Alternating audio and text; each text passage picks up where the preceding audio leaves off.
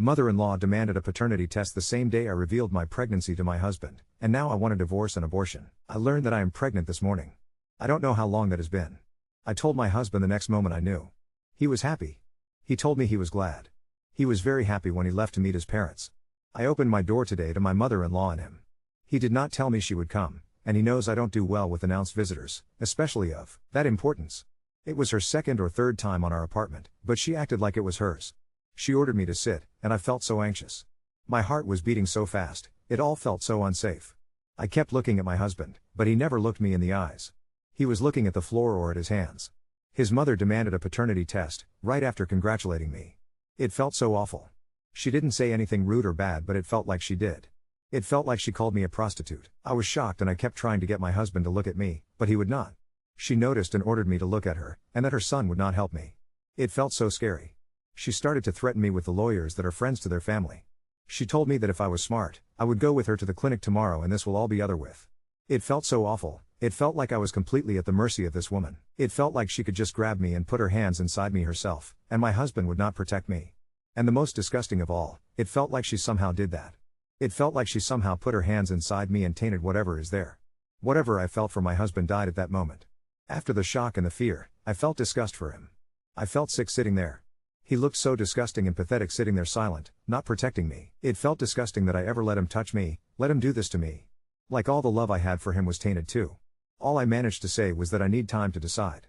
She told me there is nothing to decide. I told her that I am shocked and I need time. She told me that this was what she was afraid to hear and it's all very clear to her. It felt like I would throw up. I wanted to cry so badly and my voice was shaking, but I didn't cry. She said that she is sorry that it had to be this way, but she gave me 3 days. My husband stood to see her out, not saying a word to me. He went to see her to her car, and I was left alone. I immediately cried. I felt so scared. I felt like they could barge in and just take it out of me, if they wanted, like they thought so little of me. Did my husband always think that I was cheating, or did her? Did they always look at me and thought that I am unfaithful? Several times I tried to throw up because I was crying so hard. Why didn't my husband protect me? This is not who I married. The last time I felt so unsafe was when I was in my parents' home, and I vowed that I would never feel this way again. I married him because I felt like he could protect me, and he didn't. I still feel sick and disgusting, for letting him touch me, for being pregnant by him. When I heard him come back, I locked the door to the bathroom and I have been there ever since, crying. He didn't say a word to me. I am waiting for him to fall asleep, so I can fall asleep on a couch we have in the kitchen. I don't ever want to be in the same bed with him again. I may not think clearly, but I want a divorce. I will never feel safe with this man, and I would never love him again, I know that for certain. I will never be sure that he will protect me. I can't stay. The thing that makes me scared is that I want an abortion. It was the first thing I googled. What I have inside me is his, it ties me to him and to his mother, I want it out. While I was crying, I scratched my stomach unintentionally, and now it all red and itching. I can't think about what is inside of me without crying in hysteria. I want out, I want to be safe. It's strange and cruel, but I don't feel bad for wanting a divorce. I will lose the future that I wanted, and all my friends, and I will have to start all over again, but I did it once, when I left my birth house, I will do it again. I feel nothing towards what is inside of me, it reminds me of his mother and it scares me. I want it out. I never thought about abortion before, never been around pregnant people much. Right now I don't feel anything, but writing this post helped me calm down and I sort of have a plan now. I don't know if I should move out first, or go to a doctor first. I am afraid they will lock me if they find out. For some reason, this reminds me of the time I left my parents, and my head feels clear. I am not so panicked anymore and I mostly feel numb. But I was crying a lot earlier. I guess that's all. I want to sleep and I need to go to work tomorrow. I think that is good, because I have the excuse to be out of the flat. I don't feel safe here. Thank you for listening. I have no friends to tell this to. I googled, and I think tests are done only when a mother is 9 weeks pregnant or further. I don't know how old is my pregnancy. My stomach is flat, and I never felt sick. I had pimples, cravings to eat a lot of food, soreness and was feeling constantly tired. I don't know what week that corresponds to. I have an insurance provided by my work, but I am scared to use it. I am scared they will somehow find out. The test plus initial doctor's appointment is very costly, but I have that money. What if it's not 9 weeks? I don't want to wait, I want it out. I don't care what they would think, I want out. It's all very confusing. It feels like I can't think about doctors, tests and lawyers at the same time. Update 1. So many people worrying about me, offering their advice, it really helped me, because I have felt very alone. So, I wanted to say thank you, and sorry for taking so much time and not replying to everybody. I was sitting in the train wanting to reply to some comments, but new messages just kept appearing and I couldn't keep up. I don't think I have even interacted with as much people in my life. I also wanted to say thank you to a person who commented a funny joke in the first minutes of me posting. After posting, I had another hysteria, and this joke brought me out of it. I wanted to say thank you, but they deleted their comment. To save time for all the people worried about me, I am okay. I am still living with my husband, but I sleep on the couch. I am pregnant, week 7 or 8. I have talked with my husband, but nothing useful came out of that. I have decided to divorce him. I am looking for flats, but not making active moves. We will go to the clinic on Friday to give samples for a paternity test. I am not sure about an abortion yet. I feel very numb. In short, that's how the situation is. Many people asked if I cheated, and got downvoted. I think it is a fair thing for them to ask, since they do not know me, and I haven't said so in the post. This post was more of a way for me to collect my thoughts and to make believe like I am telling my story to a friend, so I didn't think to include every detail. I didn't know so many people would read it. So, to answer that question, I have not cheated. My husband was my first partner, and only. That is why it felt so disgusting to not receive any comment or reaction from him, because he knows about this. I fear that this will be long, but there's not many interesting things happening, so you can stop reading if you were worried for me. I'm okay. Thank you. Now, the first thing I have to say is that I feel strange. I don't really feel anything. From the moment I woke up on Monday to this moment, I feel very numb. Nothing feels real. There was a small moment of feelings when I talked to my husband, but it was very fast. It doesn't feel right, but I feel okay. It's like I am a robot and I do work things and house things on an autopilot. I think that's a good thing. Maybe it's because I cried so much. My husband didn't leave the bedroom on Monday morning. He can work from home whenever he wants, so I think he decided to do that. I found myself quickly coming back to an old routine I used to do when I was a teenager. I would wake up and try to be as quiet as if I didn't exist, so I don't disturb anyone. It didn't feel right to me to feel the same thing all these years later as an adult, but I couldn't make myself behave another way, so I left for work quietly without saying a word. I received a lot of support on the train, reading your comments. Thank you for that. I kept reading while at work, researching clinics, and paternity tests. Many of your comments were very helpful and I used them to make a plan for myself. Near the noon on Monday, I started receiving comments from people asking for me to not end the pregnancy. Many people said that I experienced a trauma response and I am not thinking clearly. When I would go to the ladies' room at work, I would place my hands on my belly and try to feel something, but I felt as numb as ever. I don't really feel anything but a little sense of disgust when I think about this pregnancy and I am sorry about that. I also looked at apartments, because while I feel numb, I still feel very strongly that I want a divorce, or at least a safe flat that is only mine. I can afford to move out now, and I can even afford to live on my own. I will have to cut some luxuries like dance classes and beauty appointments, and I won't be able to save money, but that is okay. I think the reason I felt so panicked about leaving was because when I left my parents, I had nothing. No money, no job, no diploma. I had to live with 3 other people in a small apartment and I still didn't have enough money for food. Realizing that I can live somewhat comfortably on my own money have helped me to calm down, and now I feel numb even about a divorce.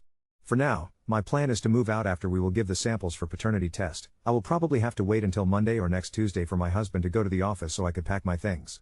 I also received messages about my response being traumatic, and that my husband is also a victim, and that my view of him is sexist, basically telling me we need to talk. I was planning to talk to him either way, but those comments helped me formulate what I had to say. I am sorry, but I feel too tired to recreate the conversation. I will keep it short. If people will want to read the full talk, I will try to write it tomorrow on my way to work. In short, 1. I asked him if he thought I cheated. He said not initially, but my reaction to his mother made him think I cheated. I told him I reacted that way because I was scared. He told me there was nothing to be scared about. We argued and that went nowhere. 2. I asked him why he didn't protect me and why did he just let her in. In short, I learned that she gives him money for this flat, she basically pays for it. I didn't know that. So she had all the rights to just come in here. I won't lie, that made me feel very unsafe and I still feel unsafe, but I have committed to the plan, and I will go through it. Again, he didn't think that his mother was scary or threatening, and we argued about nothing. 3. Because of these pointless arguments, and of people in the comments saying my expectations of him were unreasonable, I told him everything I thought about our situation, how I see our responsibilities to one another and my history of abuse. I actually wrote it down before, because I wanted to have this conversation later, but it was that only moment when I didn't feel numb, but felt angry, so I told him then. He didn't really respond except for the times when I mentioned his mother, to say that she is not abusive. He looked very tired. 4. I told him my terms. I agreed to the test, but I don't want to see his mother. I don't want to stay alone with her. I don't want her in this flat. We will go to all the appointments together, not with her. He agreed. That is all. I didn't tell him about the divorce or my thoughts about abortion. I don't feel safe doing that. I received many comments urging me to play along, and that is what I decided to do. I have a year of experience doing that. We went to bed. He asked me to come back in the bedroom or to stay there, and he will take the couch, but it will feel disgusting sleeping in our bed, so I declined. I heard him speak on the phone to his mother, but could not make out the words. Next morning, I decided to not read any comments to have some time with myself. I wanted to use this day to understand how I feel about being pregnant. Sadly, I feel nothing. I felt nothing even at an appointment. Nothing felt real at the clinic and at home, like it was happening to another person. Doctor gave me recommendations, list of medications, list of diet restrictions and list of other doctors I have to go to, and all those things look very alien to me, like it's all a pretend game. I don't think what I am feeling is okay, but it helps me to have a clear mind, so I am not worried about it. I decided to give my husband until Monday to do something. To apologize, or to talk to me. Anything, really. If not, I will definitely divorce him. As for the baby, I will not do anything about it until I move out. I miss the window when an abortion is done via shot anyway. Anything after that is invasive. I don't really feel anything towards being pregnant, and I will wait to see if that changes. That's the plan. Now, my husband's mother still makes me nervous. If I think about seeing her again, I feel scared. However, when I talked to my husband, he was very sure that he can keep her away until the results, so I don't know if my fears are reasonable. Update 2. The main reason was not only the family drama, but my job. My boss didn't give me even one day off, so I had to do everything in the evening hours or weekends, which took a lot of time. December is a busy time in my line of work, so I often worked after hours. In short, I am no longer pregnant. I live in my own, very expensive, apartment, but I am not legally divorced yet. Lost all my friends, don't really have anyone, but I am okay. Don't want this to be long, so I don't want to repeat what I wrote in a deleted update. Maybe I can copy and paste it in the comments, if people are interested. Writing down all that has happened feels like an impossible task, so please forgive me if I feels like some details are missing. I would try to stay in the comments and answer the questions, if you have any, because I feel like I owe you that after all the support I got here.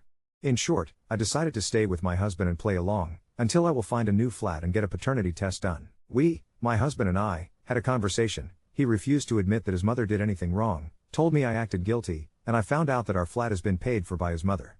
My husband makes good money, he can afford this flat. He agreed to let his mother pay for it so he could have more money for fun. It made me feel very unsafe and lied to. My husband promised me that I would never see his mother again, and lied to me. We had one visit to the doctor with just me and my husband. When I arrived at the clinic to get the test done, my husband was not there, but his mother was. I feel shame remembering that. I could not control my emotions at all. I called him crying and he said he didn't break his promise because it is not a doctor's visit, they would just take our blood. He was late to his appointment. I was alone with his mother in the room and I was crying the whole time. Nurses treated me badly, not talking to me and only talking to her and making faces when I made noises. Looking back, I see why they did that, because it did look like I was a young and stupid girl who cheated and is now paying for her choices, the way I acted. But I could not do anything about it. I had another episode where I had no thoughts, only panic, and could not control my emotions. Later I found out that his mother paid for the test as well. I still don't know why. He has enough money. After taking me home, he told me that I acted very inappropriately, and he feels ashamed because he can't invite his mother home. He also told me that my behavior makes him feel like he doesn't want to stay married to me. Now, I feel even thankful for this comment. It snapped me out of my panic state. I felt a lot of shame for wanting a divorce, but this helped me understand that it is a right thing to do. In my last update I wrote about how it felt like I was not fully there, and that all of this is happening to another person. People told me that I am dissociating. This state caused me to make mistakes in my work, so I could not get a day off. But, to be honest, I would like to stay dissociated, because it is better than being constantly panicked and anxious, which was happening to me in the past weeks. I thought that when my husband and his mother would get the results, they would leave me alone, but I was wrong. When they learned that I was faithful, it got so much worse. His mother basically moved in with us. It was hell. She was texting and calling me all the time, demanding to know when I will be home. So, in a way I'm glad my job is so demanding, because I had an excuse to not be in contact with her when I was working and to do some things after work without her being suspicious, because I typically work more than 10 hours a day in busy months. However, I still had to sleep and spend evenings and weekends at home, and it was hell. She was with me all the time. She even waited outside the bathroom door for me and was knocking when I took too long. My husband said that she feels sorry and wants to show me that she cares, because I looked troubled. To me, it didn't feel this way. I could not do anything, because she made me feel so anxious. She started cleaning, cooking and everything else, and she was not nice about it. She also forced me to sleep in the same bed as my husband, and these nights were so horrible, I don't want to remember them at all. Thankfully, I moved out after 5 weeks, but, because it is New Year, the flats are very expensive. I can't stay in the flat I am renting right now long term. If I manage to make it until the end of the spring I can rent something more affordable, but I can rent something cheaper. Not as cheap as flats will be in summer. After 3 months as well, I will wait and see. Because of the situation with his mother I only took the most important things. Most of my clothes, books, little things I like stayed there and I probably would not get them back, but I'm okay with it. When I moved, I just texted my husband telling him that I don't feel comfortable with him, don't like how our life turned out to be, don't want to live with his mother being with us constantly, and that is why I want to separate. He sent me a lot of texts, his mother, too, but I have not opened any text from his mother since moving. It feels really good knowing I can just delete them. My husband was very mad. He called me a lot of bad things, said a lot of unpleasant stuff. Reading that made me cry. When he asked me if I wanted a divorce, I told him that having to sleep in the same bed with him again, and to endure his touch made me understand that not only do I not love him anymore, I feel disgusted. He told me that either I am cheating and got pregnant by him by chance, or I am completely wrong as a human being, really messed up. To be honest, I agree. I don't think it is normal to fall out of love this quickly, but I don't know why this happened. I guess I truly am a person who is very unwell. My husband demanded that I give him and his mother daily updates on my pregnancy, but by that time I was really sure that I wanted an abortion, so I had to move quickly. I would not want to describe in details what happened, but I would like to give advice, and thank those who gave me that advice. Get someone to be with you while doing that. First time trying to get the procedure, the woman at the reception told me that I had to give them my husband's written consent, and it made me so scared and panicked again, I could not think clear. Later, listening to the advice I got from some people here, thank you so much, I searched for groups who help women in hard life situations, and one of them helped me. They gave me a volunteer who was just with me during this. She told me that it's not legal for them to ask me that, and there are a lot of tricks they use to make women waste time. Without her, I would be so lost. I am so thankful. A lot of people were invested in my pregnancy and told me that I should keep it, that me wanting the abortion is a trauma response, and I would feel guilty and bad after the procedure. I understand that they wanted the best for me, and I am sorry to say, but I don't feel bad at all. Honestly, despite the pain and the general feeling of being ill, which is still with me today, I felt so much better after the procedure, mentally. I placed a lot of my attention on the divorce itself, thinking that it would put an end to my state of panic, but it turned out that ending the pregnancy was what I needed. I know it sounds bad, but I want to be truthful. My reasoning is, if it is a trauma response, this child does not deserve a mother like that. And I am, apparently, a deeply unwell person who can't control when they would become motionless and full of fear, and who can fall out of love in a day, so I won't be a good mother to anyone. And I have to say with all certainty, my husband's mother does not deserve to have children in her care. I know I was emotional back then, but now I am sure, she is made out of the same things my parents are made out of. I can just feel it. I should have been wiser and seen it before. I have some thought on why I haven't, and why I didn't see the way my husband would be, but I need to think about it some more. I texted my husband I am no longer pregnant, and for now I'm ignoring his calls and texts. I can't deal with that. As I said, all my friends are his friends, and his mother told everyone that I was pregnant without my permission on her Instagram, so all of them knew that I was pregnant and probably know that I ended it by now. Some of our friends, mostly women, reached out to me after I moved, and were offering support, but nobody texts me now, and 2 of them unfollowed me on Instagram. I knew that would happen and I am okay with that. I never had friends, I was always a weird person, but still, having people to talk to and hang out with was nice, and I feel sad thinking about what they must think of me now. But these are not my friends, so I have to leave. That's all I have on my mind now. Probably forgot something again. I am mostly in bed today, trying to get better, because I have to work next week, with overtime as well. Update 3. It's been almost 4 months since my last update. I'm still living in my expensive apartment, though I've managed to negotiate the rent down slightly. The divorce proceedings have started, but they're moving slowly. My lawyer says this is normal, especially since my husband is being difficult about everything. The first few weeks after the abortion were physically painful but mentally freeing. I felt like I could breathe again. I went to work, came home, ordered food, slept. Repeat. It was lonely but peaceful. No one watching me, no one demanding to know my whereabouts, no one knocking on the bathroom door. My husband continued texting and calling for weeks. At first, the messages were angry, calling me horrible names, telling me I was mentally ill for killing his child. Then they shifted to guilt tripping. How could I do this to him, to his mother, to our future? Eventually, they became pleading. He misses me, he loves me, he'll keep his mother away, he promises.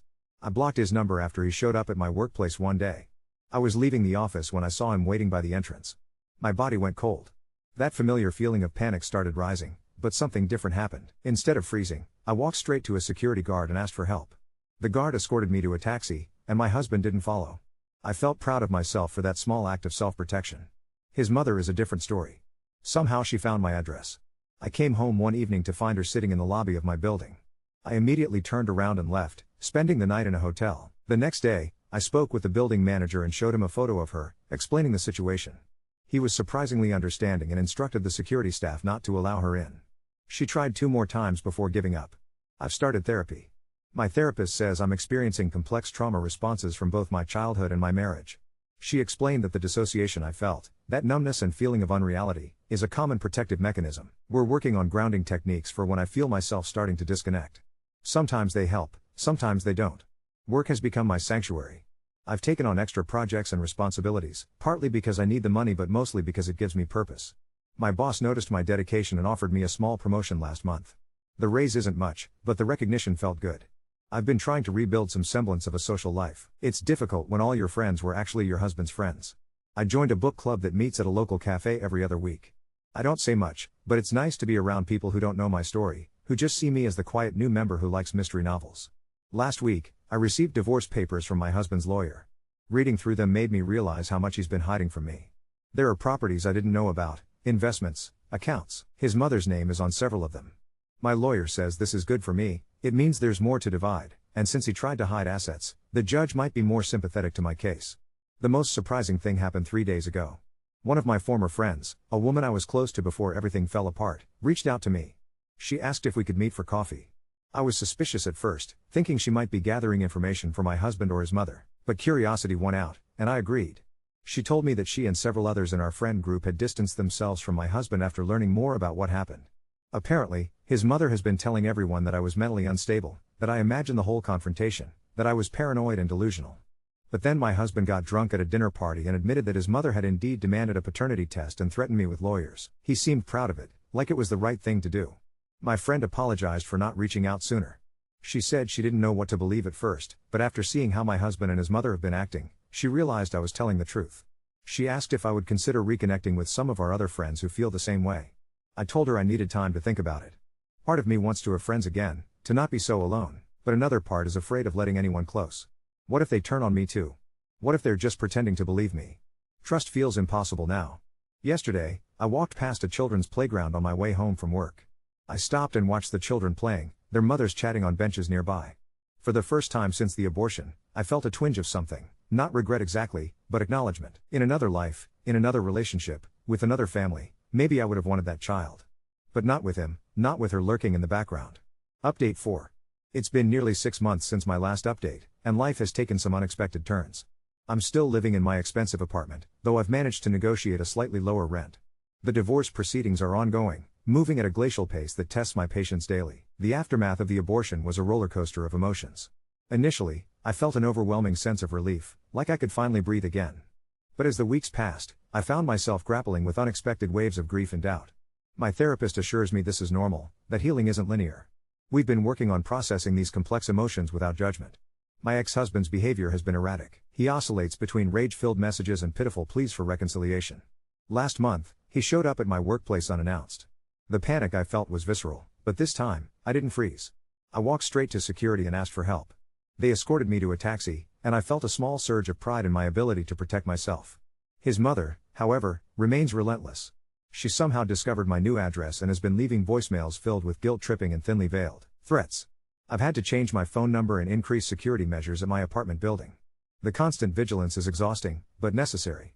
Work has become my sanctuary. I've thrown myself into new projects, taking on additional responsibilities. My boss noticed my dedication and offered me a promotion last week. The raise isn't substantial, but the recognition feels validating. It's a reminder that I'm capable and valuable, something I often struggle to believe. Rebuilding a social life has been challenging. Most of my former friends have distanced themselves, likely due to the rumors my ex-husband and his mother have been spreading. But there's been an unexpected bright spot. Remember the friend who reached out to me a few months ago? We've been meeting regularly for coffee. She's become a lifeline, a connection to the world outside my own head. Last weekend, she invited me to a small gathering at her place. I was terrified but forced myself to go. It was awkward at first, but as the evening progressed, I found myself relaxing. For a few hours, I wasn't the woman who left her husband and got an abortion. I was just another person, laughing at jokes and discussing books. It was a small taste of normalcy that I didn't realize I'd been craving. The divorce proceedings have revealed some unsettling financial discoveries. My lawyer uncovered several hidden accounts and properties under my ex-husband's and his mother's names. It's clear they've been planning for this possibility for a while. Part of me feels betrayed all over again, but another part feels vindicated. It proves I wasn't paranoid, my instincts about them were right. As for my emotional state, it's a work in progress. Some days, I feel strong and certain about my decisions. Other days, the weight of everything feels crushing. I still have moments where I dissociate, where everything feels unreal. But they're becoming less frequent. My therapist has taught me grounding techniques that help bring me back to the present. Yesterday, I walked past a playground on my way home from work. I allowed myself to stop and watch the children playing. The emotions that washed over me were complex, a mix of sadness, relief, and something I can't quite name. I don't regret my decision, but I acknowledge the loss of a possible future. Looking ahead, I'm cautiously optimistic. The divorce will eventually be finalized. I'll find a more affordable apartment. I'm slowly rebuilding my life, piece by piece. It's not the future I once imagined for myself, but it's mine. And for now, that's enough.